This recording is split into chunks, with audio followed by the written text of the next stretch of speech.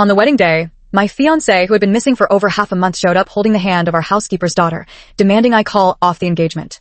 I found it rather amusing. My groom was never you in the first place, so what engagement are we calling off? He probably still didn't know he was switched at birth and was never the true heir of the Addams family. My arranged marriage partner had long been changed to Adrian, the recently returned true heir of the Addams family. On my wedding day, the venue was packed with guests, bustling with excitement. The church doors suddenly swung open, and standing there was none other than my fiancé Dominic, who had been missing for over half a month. He walked in holding the hand of my family's nanny's daughter, and she was wearing a wedding dress too. The room fell into stunned silence as every eye turned toward them. Dominic's gaze was as resolute as a warrior marching to his death. He declared loudly to the guests, "Everyone, Natalie and I are truly in love, so I cannot proceed with today's wedding." Having said that, his eyes swept toward me. "Christine, I'm sorry, but I don't want to marry anyone except Natalie. Please break off our engagement and give up your position as the bride to her." Natalie also put on a pitiful expression, as if resisting some evil force. "Miss Christine, don't blame Dominic. Blame me if you must." Dominic said solemnly, "There's no right or wrong in this. True love is blameless." I interrupted with some amusement. "Finished with your performance? You were never my groom to begin with. What annulment are you talking about?" Dominic froze for half a second. "What do you mean by that?" Adrian strode over with his long legs, standing protectively in front of me as he said coldly, "What Christine means is that this is my wedding with her. Unrelated parties should leave." "And who the hell are you?" I linked arms with Adrian. "He's my groom, young Master Dominic." "Don't flatter yourself," Natalie weakly retorted. "What do you mean, young Master Dominic?" I remember there was only one Dominic in the Dominic family. Dominic turned to Adam and his wife for confirmation. "Dad, Mom?" Mrs. Lee said airily. "Oh, I forgot to tell you, you're not my biological child. There was a mix-up at birth." Mr. Lee looked at them with disdain. "Hurry up and leave, both of you. Don't embarrass yourselves here and ruin my precious son and Christine's auspicious wedding day." Yes, half a month ago, my fiancé was Dominic. But half a month ago, the Addams family suddenly discovered he was switched at birth. They had been raising someone else's son all these years. At that time, Dominic was busy fooling around with Natalie and went missing. No one could reach him. The Addams couple were already utterly disappointed in him, and after confirming Dominic wasn't their biological son, they decided to let this unfilial child fend for himself.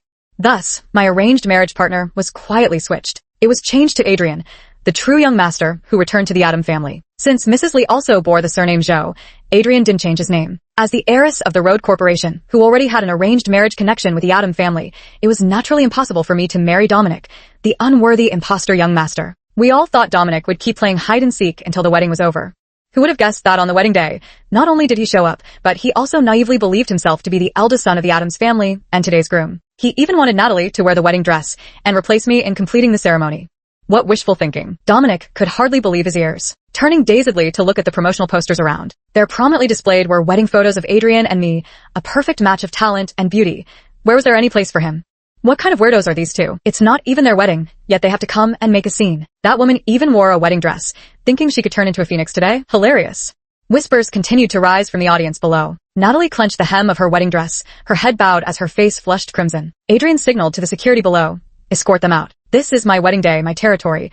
How dare an outsider like him come to ruin it?" I continued my wedding in grand style. On the stage, I exchanged rings with Adrian. My gaze inadvertently swept over Dominic whispering with Natalie in the distance, and I curved my lips into a smile. I couldn't be more grateful that my fiancé had been replaced. Although Adrian and I were fierce rivals on the debate team back in college. But to be honest, whether it's physique, charisma, or career achievements, Adrian completely outshines Dominic in every aspect. Swapping out a useless fiancé who flirts with manipulative women for a mature, elegant, and handsome man. Why wouldn't I take that deal? Except, nestled in Dominic's arms, the way Natalie looked at Adrian gave me a sense of familiarity. That pitiful demeanor couldn't conceal her surging ambition, almost like an overflowing tide. When Aunt Julia, the nanny, brought her to my home, she acted meek, gentle, and friendly, following me around like a little shadow, eager to be my best friend. At that time, I didn't mind having another friend, so I let her come and go freely to play with me. Dominic lived next door to me and would drop by to see me from time to time. I don't know how Natalie got to know him, but she kept calling him Brother Dominic, which delighted him to no end. And even though she knew full well that Dominic's grades were mediocre, she would still bring over her exercises and deliberately approach him timidly when he visited, asking, "Brother Dominic, I don't quite understand this problem. Could you explain it to me?" When I was 16, Natalie took advantage of my absence to get the key to my room from Aunt Julia and sneaked in to try on my clothes. Caught by me when I returned for something I'd forgotten, her tears fell like broken pearls. "I'm sorry, Miss Christine. My family has always been poor, and the clothes I wore were hand-me-downs from my cousins. I've never worn anything this nice before, so I just thought." "What's with the tears? Does being weak make you entitled? Just because you've never worn nice clothes, you think you can steal mine?" I sniffed my clothes. Nearly every piece was tainted with cheap perfume, and one even had a large yellow stain. Utterly unbearable. I'm not exactly the kind and merciful type either. This isn't the first time you've sneaked in to wear my clothes, is it? Now get out of my house immediately. You and your mother both. But you'll pay for every piece of clothing you've ruined. Dominic was completely disarmed by her words and rushed over to shield Natalie. Christine, there's no need to be so aggressive. You've scared her to tears. I found the whole situation utterly absurd. She's crying because she's guilty, and crying makes her right, gives her the right to wear my clothes without permission and get them this dirty. It's all my fault.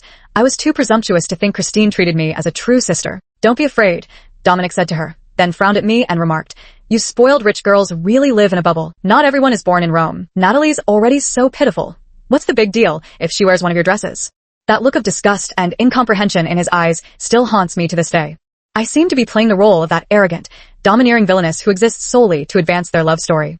Ugh. Aunt Julia tearfully pleaded for mercy and slapped Natalie twice. Only then did my mother, out of old friendship, refrain from pursuing financial compensation and simply fired her, letting such a major incident be minimized. Upon learning of this incident, Motherly also scoffed at Natalie's behavior and told Dominic to stay away from her. Yet at school, I ran into them together several times. Before all this, I had always seen Dominic as an older brother figure, and at one point, I even harbored a secret crush on him.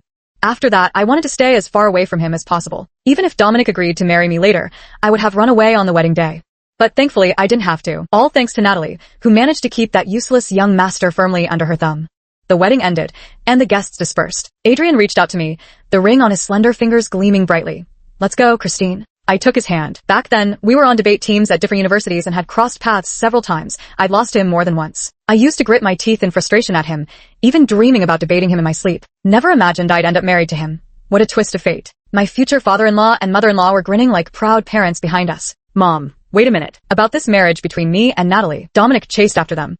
Only then did Motherly seem to remember his existence. Oh, you two. If you want to be together, just be together. No one's going to stop you. Motherly shrugged. Thank you, Auntie, for your blessing. Natalie was deeply moved, tears welling up in her eyes once more. Dominic also heaved a heavy sigh of relief. Why still call me Auntie? From now on, you're my daughter-in-law. It's time to change how you address me, Natalie. Natalie was just about to speak. Oh, don't. I can't accept that. Motherly's smile vanished. Dominic isn't my biological son. Whatever you two do has nothing to do with me, so there's no need for you to call me Mom. Having said that, Motherly took my hand and said with a smile, besides, Christine is the only daughter-in-law I recognize. Don't you dare try to claim kinship where it doesn't exist. Natalie's face turned ashen, then flushed with anger. Dominic pulled Natalie behind him, looking at Adrian with hostility and sizing him up unwillingly. Now that you've found your biological son, shouldn't you at least tell me where my real parents are? Adrian, they'll come to take you home soon. A glimmer of hope lit up in Natalie and Dominic's eyes. Indeed, Adrian had striking features, sharp eyebrows and starry eyes, with an exceptionally noble bearing. One could say he was the most naturally suited man in a suit our family had ever seen. This kind of appearance clearly indicates a family background that's either wealthy or noble. Natalie tugged at Dominic's sleeve, her eyes brimming with barely concealed joy. It's fine, Dominic. I'll wait with you no matter how long it takes. Your family will be here soon. LOL. She's probably already convinced that Dominic's biological parents are filthy rich and can barely contain her excitement. Adrian asked me, Christine, do you want to keep watching this show, or come home with me? No rush, keep me company and watch the show for a while. Right at that moment, two cars arrived. One was a pure black Maybach, the other an old-fashioned green taxi. They're here. Dominic immediately pulled Natalie toward the Maybach. But it was my family chauffeur who stepped out of the Maybach, walking straight past these two, and heading toward my parents. Sir, madam, please get in the car. I walked right past them, as if they were air. I felt embarrassed for them. My mother-in-law pointed them in the right direction. Dominic, your biological parents are over by the taxi. The taxi disgorged a plainly dressed elderly couple, their hair mostly grayed, their postures slightly stooped. Beside the middle-aged couple stood a gaunt boy whose features bore some resemblance to Dominic's. The trio immediately made their way toward Dominic and Natalie. My son, your father, and I have missed you so much. Then she hugged him, weeping bitterly as she poured out her grievances. You must have missed your parents too. How could we not have realized you were switched at birth? We should have noticed sooner. Dominic let them embrace him, his body stiff and unyielding. Natalie asked in disbelief, You're really Dominic's birth parents? Behind her, Dominic's biological mother excitedly grasped Natalie's hand. Yes, child, you must be my son's girlfriend. Natalie forced a smile and said, That's right. Dominic's biological mother shoved the red plastic bag in her hand into Natalie's arms. Auntie, these are free-range eggs from our own chickens, and they're Auntie's gift to you, for our first meeting. What? Free-range eggs. Natalie couldn't quite believe it. No need, Auntie. Come now, when Annie gives you something you should accept it, we'll be family soon. Don't stand on ceremony with me. I know you city folks can't get real free-range eggs, so I brought them specially. though I should be touched. But I have to admit the scene was somewhat comical. I turned my head and noticed Adrian's expression was unusually cold, as if he didn't recognize those three people at all. When he noticed my gaze, his eyes softened slightly as he curled his lips in a smile and asked, "Had enough of the show? Shouldn't we be leaving? Let's go home. Seeing too much of this kind of thing is quite tiresome." Fatherly said to Dominic, "Go back with your biological parents. We've already packed all your belongings from home. I'll have someone send them over in a while. That's it." His birth mother was still talking to Natalie. "When are you two getting your marriage certificate? I'll go back soon to arrange the wedding banquet for you." "We don't know yet." Natalie frowned slightly. "By the way, Auntie, where's your home?" "Of course we're going back to our rural hometown." Natalie's voice changed. "The countryside?" Adrian and I returned home. Having thoroughly enjoyed the show just now, I didn't bother hiding my delight, humming a tune as I entered the room. The French-style room was decorated more festively than usual. The door slammed shut behind me. Adrian was taking off his suit jacket, his broad back visible beneath the white shirt. "Tired. Good, I'm thrilled." He suddenly chuckled softly, raising his hand to loosen his tie. "Is that so? I'm thrilled too." There was something inexplicably alluring about his demeanor. I swallowed hard. Why do I feel like we're excited about different things? It's my first time getting married, so I'm inexperienced. I kept racking my brain about what to do, hesitating whether to chat with him about our university days. Suddenly, my waist was pulled tight as the man embraced me from behind. "Christine, you've spent too much time on irrelevant people and matters today. Isn't it my turn now?" His breath brushed against me, whether intentionally or not, making my heartbeat quicken. I turned my head to speak, only for him to seal my lips with his. The kiss deepened gradually, and only after a long moment did I hear him ask, "Shall we take a bath?" "Okay." I feigned composure as I went to the walk-in closet to fetch my pajamas, but upon entering the bathroom, I found Adrian standing there as well. This was a bit too much. "You go first, then."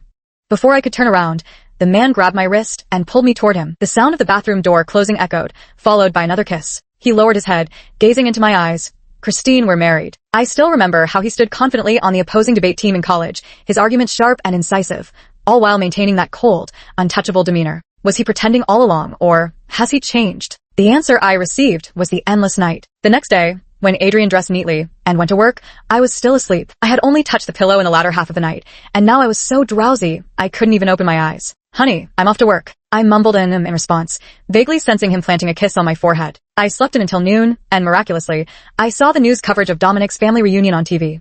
Dominic had a miserable look on his face the entire time.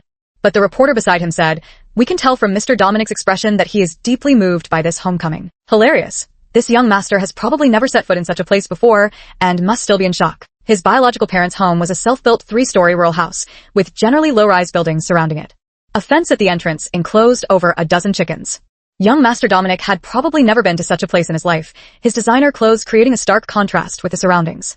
Frowning at the camera, he said, "Stop filming." His biological father said, "Are you stupid, kid? Doing interviews gets you paid." The camera panned to Natalie beside him, her smile more painful than tears, while Dominic's mother held her hand and said, "This is my son's girlfriend. She's so pretty and doesn't mind that we have no house or car. What a good girl." Dominic, however, added, "Natalie may not care about these things, but I have my own house, car, and savings. I'd never let her suffer any hardship." Natalie's expression finally brightened. "I like him for who he is. His family background doesn't matter to me." At this point, the program's narration described Dominic as young and accomplished in his career, while praising Natalie as a rare girl these days who isn't materialistic. Hearing this, both my mother-in-law and I couldn't help but laugh. Dominic's car, house, and all the cards he used belonged to Adam's family. He still thought he was the young master, but my parents-in-law had already taken back the house, car, bank cards, and even the subsidiary company they had entrusted to Dominic. The only thing left was the Lamborghini he was currently driving, which they hadn't managed to retrieve yet. My mother-in-law laughed with unusual ease. "Thank goodness he's not my biological son, or I'd have kicked him out long ago. After all these years and so much time and money invested in him, to end up so utterly disappointing." After marrying Adrian, the Adams family gifted Adrian and me a spacious villa in the bustling city center that offered tranquility amidst the noise, with an exceptionally prime location. When Adrian and I arrived there, we found two people standing at the villa's entrance, none other than the great romantic Dominic and his little girlfriend. I got out of the car and walked over with Adrian. "What are you two doing at my house?" Natalie timidly hid behind Dominic, looking fragile and startled by my harsh tone. It was obvious Dominic's protective instincts immediately swelled. "What do you mean your house? This villa was given to me by my mother. I should be the one asking what you're doing here." Just then, the villa's butler spotted Adrian and me and came over to greet us. "Young master, madam, you've arrived." Before I could take a step, Dominic tried to pull Natalie inside, but the butler stopped him firmly. "Sir, please do not trespass into someone else's home."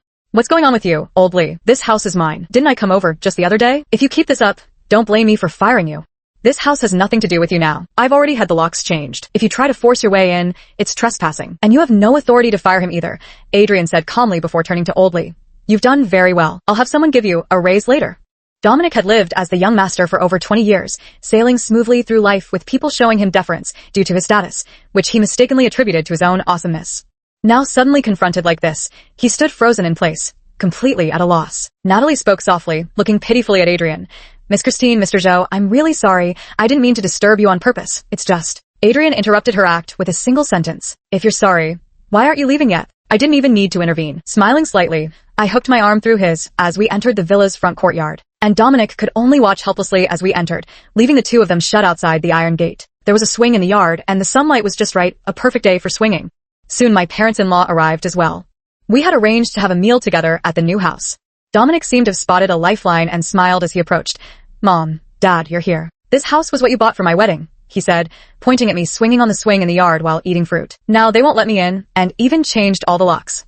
Let you in for what? Mr. Lee frowned. This house was originally prepared as a wedding gift for my precious son. Now that you're not my son anymore, do you still expect to keep living here? Dominic was clearly devastated, and that's when Natalie spoke up. Aunt and uncle, how could you do this? No matter what, he's been by your side for over 20 years. You've invested so much effort in raising him. Even without a blood relationship, there should still be affection. Mr. Lee said, exactly. We spent so much effort raising him, yet he mismanaged the branch company completely, squandered money recklessly with women outside, and even disappeared. Now that I think about it, all that money and effort were completely wasted. Dominic hung his head in shame. He couldn't utter a single word in defense. Actually, he wasn't always this useless, just a bit dumb. But when it came time to fill out college applications after the Gaokao, his family told him to apply to local universities. He pretended to agree. But the acceptance letter he later received was from a school thousands of miles away, in the same city as Natalie's vocational college. Free from the constraints of the Adams couple, he must have let himself go, indulging in food, drink, and fun while neglecting his studies completely. And then he became utterly useless. But the Adams couple thought, after all, he was their own son, so they handed over a subsidiary company for him to manage after his graduation, assigning capable subordinates to assist him. Yet, he was like mud that couldn't be propped up against a wall. He would frequently disappear without notice, taking Natalie on so-called spur-of-the-moment trips, believing that no matter what, their family's wealth and influence would always cover for him. Motherly glanced at Natalie and said with a smile, "You two must be truly in love." Suddenly asked this, Natalie quickly nodded. Yes. True love must overcome all difficulties. What's such a small test? Being together is the most important thing, isn't it? Motherly said, turning to Dominic. Besides, your girlfriend isn't a materialistic girl. You don't have to worry about not having a house, car, or money. After speaking, Motherly walked toward me with a smile. Christine, I saw these two bags while shopping earlier and felt they perfectly suit your temperament. See if you like them. Thanks, Mom, I said unceremoniously as I accepted it. Natalie glared at me furiously from the doorway, her gaze intense enough to bore holes through me. Suddenly, I recalled a high school PE class during fitness testing when Natalie and I were in the same class. Just as I was about to speed past her, she suddenly fell right in front of me, scraping off a large patch of skin from her knee. But this is what she said to Dominic. Kristen didn't mean to trip me. I'm fine, brother Dominic. Only a fool like Dominic would be fooled by her little tricks, putting on an act of impartial justice, as he said to me. Kristen, I really don't want to lecture you anymore. Just apologize to her and let this matter be over. I couldn't even be bothered to explain, slowly walking up to her instead. She thought I was going to apologize to her. Her head lowered, the corners of her lips barely suppressed. Actually, there's no need. But I simply gave her a crisp slap across the face, and the crowd burst into laughter. I said, "Is this slap enough to make amends?" The force was so strong it left her dazed, and a few seconds later, she shot me a venomous glare, though she couldn't lash out with Dominic present. Christine, you've gone too far. That slap practically shattered Dominic's heart. Christine, you're absolutely unreasonable. This is school bullying. But after that, just as she wished, Dominic never spoke to me again, nor did he ever come to my house. I couldn't have asked for more. Just thinking about how Adrian stood up for me against that scheming woman today makes me incredibly happy. At last I've married a sharp-eyed man who won't be fooled by such cheap tricks. So after dinner, when we'd seen my in-laws off, I took the initiative to wrap my arms around Adrian's waist. He raised an eyebrow slightly. What's wrong? Reward for you. I took the opportunity to kiss his lips when he lowered his head to look at me. The man's gaze paused for a second, then without hesitation, he cupped the back of my head and closed his eyes, deepening the kiss. Around 11 o'clock, the phone by my bedside suddenly rang. I squinted my eyes to take a look. It was an unfamiliar number, but before I could answer, the caller hung up. Adrian was sitting beside me, reading a book with silver-rimmed glasses on. His profile was handsome, yet his lowered lashes were as long and delicate as crow feathers. I have to say, this man's energy is really a bit too overwhelming. Whose call is it? Don't know whose, don't recognize the number. After a while, sensing my persistent gaze, he glanced sideways at me and said, "Why do you keep looking at me? You really have amazing stamina. You're full of energy now." He smirked. I sensed a hint of mockery. "If it weren't for seeing you tired, I covered his restless mouth with my hand, and he lifted my fingers to gently kiss the back of my hand. You never went easy on me during our debates before. Did it ever occur to you that I might be your future wife? He looked at me, his eyes dark with unreadable emotions. If I had lost to you, would you still remember me so vividly? Of course I would. I even made a point to inquire about him. His beautiful eyes curved slightly as he teased. So, you went out of your way to ask about me? I mumbled vaguely. Yeah, top student. We went to the same university. It was impossible not to hear about someone as famous as you. He was notoriously aloof and arrogant, always either making money or on his way to make more. Yet infuriatingly, he ranked first in every major course. He even co-developed software and founded a company with classmates. So, why were you pushing yourself so hard back then? He was silent for a moment before asking, You really want to know? Yes. He hesitated, as if debating whether to tell me. I sat up and wrapped my arms around him, leaning against his chest. What? Can't you tell your wife? Adrian. Saying it out loud just sounds like I'm fishing for sympathy. Over the years, Adrian's adoptive parents had essentially never cared for him. In middle school, he was sent to live with distant relatives, helping out at their small restaurant in exchange for meals and tuition. For high school and college, he had to earn all his living expenses himself, while his adoptive parents frequently found excuses to ask him for money to supplement the household income. He used to think it was because his adoptive parents were poor and didn't know how to express love, which was why they neglected him so completely until their second son was born. He saw how his adoptive parents doted on their own child. Only then did he realize that not being loved simply meant not being loved. There was no so-called justifiable reason for it. After understanding this, he rarely returned home because there was no one there to welcome him. Although his adoptive parents never stopped demanding money from him, 90% of the funds for the land and house in their hometown came from Adrian. No wonder he worked like a man possessed back then. I was so angry I could feel the heat rising. Your adoptive parents are truly inhuman. I seriously suspect they've known all along that you weren't their biological child. How else could they be so heartless, showing you no compassion at all? Don't worry, you have a wife now. I'll take good care of you, I said half jokingly, half seriously, ruffling his hair. Suddenly, he pulled me into an embrace. He lowered his head, burying it in the crook of my neck. He let out a long sigh. You said it, Christine. Meanwhile, Dominic walked down the street with Natalie in a daze, holding her hand. Let's go eat. He had always been extravagant, and now all he had left was a few thousand yuan in loose change on WeChat. The cards he used to swipe freely had all been frozen. After some hesitation, he decided to head to a small roadside diner. Natalie frowned. I don't want to eat this. Then what do you want to eat? That seafood place you promised to take me to last time. In the past, he would have taken her to eat without hesitation, but now he no longer had the means to do so. The thought of returning to that home, to the cramped space that was worlds apart from where he used to live, filled him with an unprecedented sense of suffocation. I don't have much money on me right now. I'll take you another day. Natalie remained silent for a long time before suddenly answering a phone call. Natalie said, My mom just called and asked me to come home for dinner, so I won't be joining you for the meal. Do you want me to see you home? Your car's already been repossessed. What are you going to use to send me home? I'll call a taxi for you. He wasn't sure if it was his imagination, but Natalie's tone just now seemed a bit sharp, which inexplicably made him feel somewhat panicked. He embraced Natalie. Natalie, you're all I have now. You won't leave me, right? Once my household registration is transferred back in a few days, let's get married, okay? Natalie hesitated to return his embrace. After a long pause, she finally spoke. Dominic, I actually want to ask, do you currently meet the conditions for marriage? Dominic continued. I'm already 25. I'm old enough to marry. I'm not talking about age. I mean, do you currently have a house and a car? Do you even have the most basic funds for a wedding banquet? Natalie, I remember you weren't the materialistic type.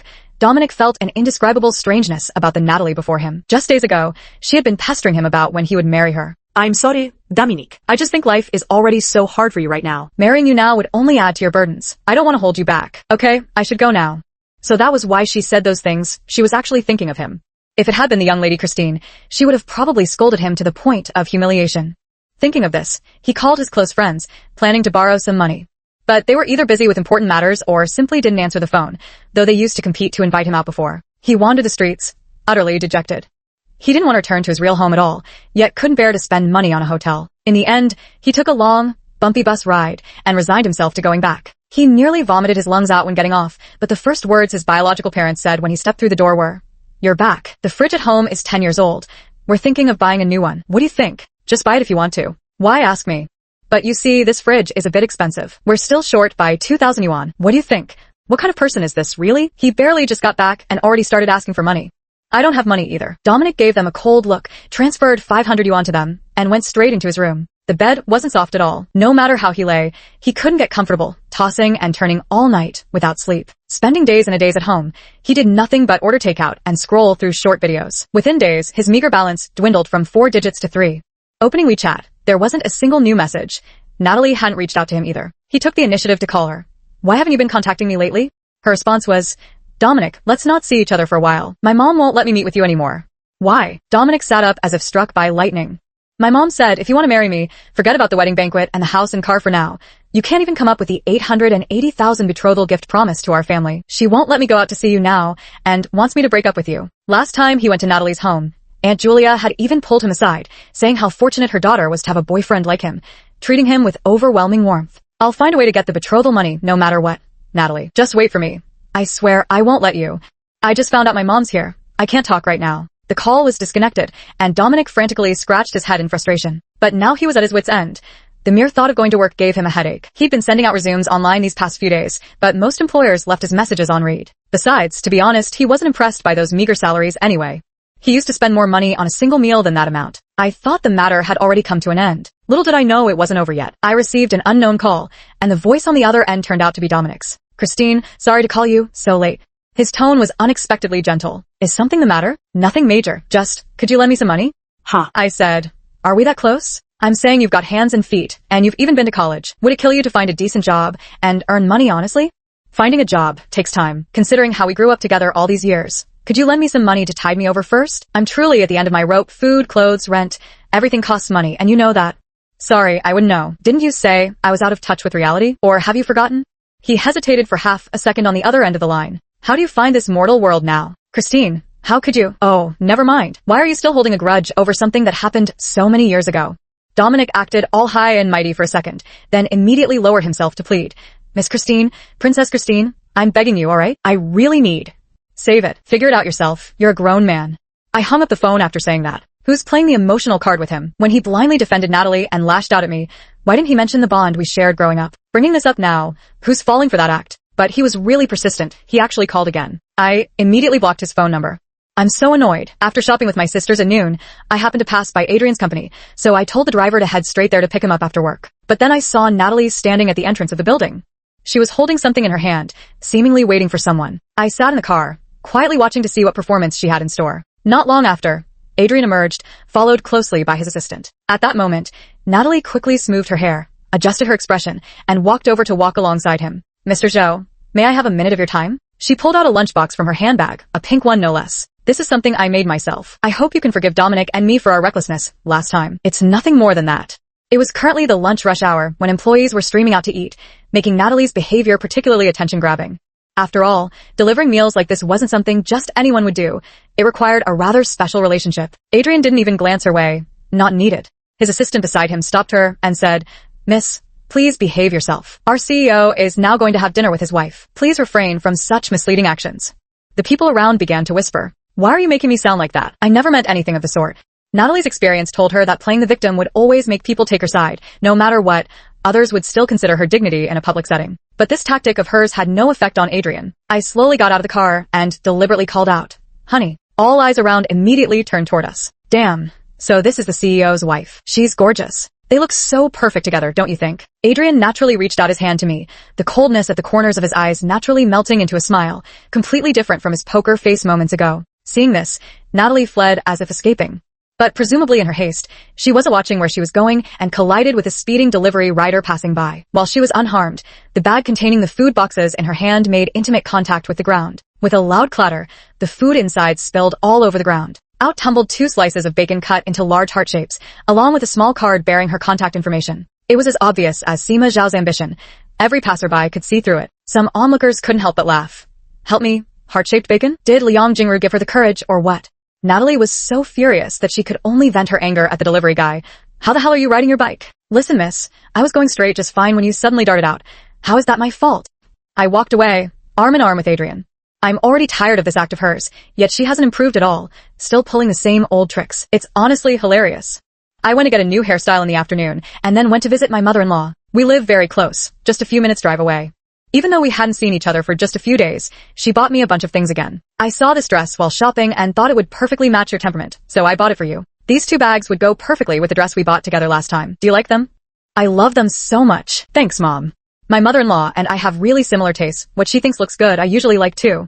Suddenly, a commotion erupted outside. This is the place, said Dominic's adoptive parents and Dominic. I frowned. Dominic's biological father said with a serious expression, Mr. and Mrs. Adoptive Parents, we have something to discuss with you. My mother-in-law asked, what could we possibly have to discuss? Out of politeness, my mother-in-law invited them into the living room and asked them to sit down to talk. Dominic's biological mother spoke up. As you all know, our Dominic is getting married soon. Shall we discuss his wedding arrangements properly now? What does his marriage have to do with my mother-in-law? I said. But my mother-in-law patted the back of my hand, gave me a gentle look, and said to them, please continue. But you also know our family situation. We only have one self-built house and can't afford the bride price. We can't prepare a house or a car either due to financial difficulties, so we hope you can cover these expenses. After all, Dominic has called you outsiders, mom and dad, for over 20 years, and your family is wealthy and influential. This small amount of money should be nothing to you. She said it as if it were the most natural thing in the world. My mother-in-law pressed on. Anything else? Also, there's no need for you to handle the specifics. Just contribute 4 or 5 million, or more if you can, and we'll take care of the rest. I truly had no idea such shameless people existed in this world. Dominic kept his head bowed the entire time, clearly agreeing with his parents' actions. My father-in-law, a seasoned veteran in the business world, immediately let out a cold laugh. You're marrying off your own son, so why should we be the ones footing the bill? And right off the bat, you're asking for millions. What are you thinking? I read in the papers that your corporation earns billions in revenue every year. Surely this amount isn't a big deal for you, Dominic's biological father said. Besides, you've raised him all these years. Why not go all the way and see it through to the end? What's the problem with that? After a long silence, Dominic finally spoke. Just this once. We won't bother you again after this. My father-in-law glanced at him and said, you know we've raised him all these years. Not demanding repayment for all the money wasted on him is already our greatest kindness. Please leave. We absolutely won't continue throwing money away. We've also wasted considerable funds raising Adrian. His current excellence is entirely due to the efforts we've invested. What efforts exactly have you invested? I couldn't help interrupting him. Just tell me, what efforts did you actually make? What kind of effort did you put in? All you did was send him out to be exploited as cheap labor, forcing him to earn his own tuition. Not only did you never pay for his education, but you even started demanding money from him. So tell me, what exactly have you contributed? How dare you say such things with a straight face? Dominic's birth mother stammered. Why are you so harsh, young lady? We did it for his own good, to toughen him up, to teach him independence. I smiled and continued. Oh really? Then why didn't you send your own son to toughen up? Instead, you brought him here to beg for money. After 20+ years of laziness, isn't it about time he started training too? They had nothing left to say. My mother-in-law said, you don't know yet, do you? I've already reported this matter to the police and filed a case for investigation. They abruptly stood up, flustered, and said, I just wanted some money. Why did you call the police? If you insist on staying and demanding money, we will naturally file a lawsuit for extortion. As for why I called the police, you should know very well. We don't know. We haven't done anything illegal. She vigorously shook her head, but it only gave off a guilty vibe. Fine, we won't take your money. Dominic was genuinely curious now. Call the police? For what? Dominic's birth mother turned pale. That's right. We just came to ask for some money. Since you're being so heartless and won't give it, fine, but why go so far as to falsely accuse us? At that moment, the police arrived. Regarding the baby switching incident, my parents-in-law had already reported it to the police for investigation. Today, the police confirmed that the switch was indeed intentional by Dominic's biological mother, as the nurse at that hospital was her relative. The nurse, acting on Dominic's biological mother's request, swapped Adrian and Dominic at birth. Such behavior is not only unethical, but also a violation of the law. The nurse has been found by the police and confessed to her crimes without reservation. Dominic's birth mother never expected that coming to demand money would instead lead her straight into a trap. The police took them away, restoring peace to our household. Just thinking about how they treated Adrian all these years fills me with rage. So when Adrian returned to have dinner with us, I kept putting food in his bowl. My parents-in-law wore knowing smiles. As for Natalie's news, I had no idea. After all, my time was too precious to waste on her. Later, when I saw news about them, it was in the crime section. Natalie was the protagonist, enjoying a candlelit dinner with a middle-aged man at a Western restaurant when the man's wife stormed in and flipped their table over.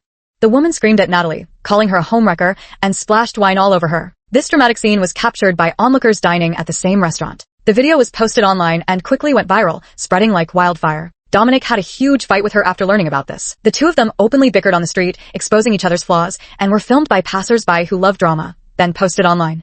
Resourceful netizens even dug up Dominic's previous family recognition videos, edited them masterfully, and included them in the Ultimate Plot Twist series. In the video, one moment Natalie was saying she valued Dominic for who he was, and his family background didn't matter to her. The next moment, she was pointing at Dominic, calling him a jobless country bumpkin, adding, if I hadn't thought you were a rich heir, I wouldn't have bothered with you in the first place. One moment Dominic was saying he'd let Natalie marry him in grand style. The next he was pointing at her nose and demanding, can you even count how much money I've spent on you? If you've got the guts, pay back every penny I've wasted on you. Netizens summed it up in one sentence. Let's just say one's an idiot, the other's trash. They deserve to be locked together forever. Honestly, Dominic brought this on himself, and Natalie's reckoning will come when the time is right. Of course, all this gossip was just idle chatter friends forwarded to me. Because I'm busy spending my honeymoon with Adrian. We can just treat their story as a joke to listen to. What matters most is focusing on our own lives now. We held hands and strolled along the beach under the night sky, traveling to all sorts of beautiful places for check-in photos. Honestly, the feeling of marrying first and falling in love afterward isn't bad at all. A sudden rain began to fall by the seaside. The rain was light, so we simply took our time strolling through it. But as the rain grew heavier, we returned to the hotel. The moment we entered the room, he pulled me into the bathroom, where we lingered for a long time. Suddenly, I remembered that time during university when I passed by the basketball court while visiting a friend at the neighboring campus. It was raining at the time, and there were still several boys playing basketball in the rain. By chance, my gaze landed on Adrian. His white t-shirt clung to his body from the rain, almost transparent, revealing the contours of his well-defined abs beneath his broad shoulders. As if bewitched, I stopped in my tracks. The rain stopped, and the boys began peeling off their soaked t-shirts. Adrian also took off his t-shirt, revealing his lean upper body. He wrung out the rainwater and quickly put it back on. As he turned around, our eyes met. The boy's gaze was clear and composed, but his typically indifferent expression faltered for a moment when he saw me. His ears quickly turned crimson, and he averted his eyes somewhat awkwardly. Adrian, top student, not bad physique. I teased him. He left without even turning his head. I reined in my distant memories and obediently walked over to him, enjoying his service. I'd asked him to blow dry my hair a few times before, and now he was getting more and more skilled at it. After finishing, he put down the hairdryer, carried me to the center of the bed, bent down, and kissed me. I loosely wrapped my arms around his neck, feeling the warmth radiating from him. Let me ask you something, did you have a crush on me in college? I remember you blushing when you saw me. Adrian curled his lips slightly. When have I ever blushed? I described the scene to him, and he quickly remembered it too. But he laughed, his gaze tender as if moonlight rippled in layers. Should I ask you, you've remembered me taking off my shirt all this time. Have you been eyeing me from start? Absolutely not. His kiss lingered at my earlobe, teasing. Still saying no? I surrendered helplessly. Fine, fine. It was me who had my eyes on you. In the drowsy haze of the late night, I faintly heard him whisper in my ear. I do like you, but I never thought I'd have you. But now I have you, Christine. Long-standing indifference had clad him in sharp armor and masked him in cold detachment. He met the girl who made his heart skip a beat at first sight, yet he was acutely aware of the vast differences between them. He had the advantage of youth, but lacked money. He needed to earn more. With empty sleeves and nothing to offer, how dare he delay her happiness? He liked her, but never dared to dream of possessing her. Yet there was still some selfishness in him, wanting her to remember his name, longing to leave a slightly deeper impression in her memory. So he signed up for the debate competition that wouldn't earn him money, something he wasn't particularly interested in and found somewhat time-wasting. But now she was by his side. She was his wife, and he loved her dearly. The end.